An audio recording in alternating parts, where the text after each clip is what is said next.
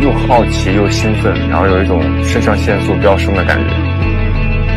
你所有的痛苦到达了顶峰，都会消除掉。很刺激，是我目前我认为人生中离危险、离死亡最近的一次。所有的时间都是你自己的时间，让我能够感受到自己在里头活着的。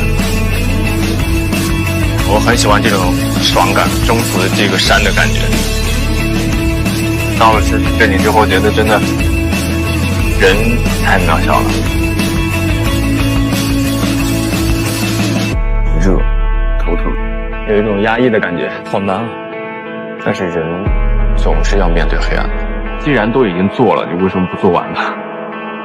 没有打退堂鼓，因为其实每走一段时间，都能看到自己的成果，都能看到离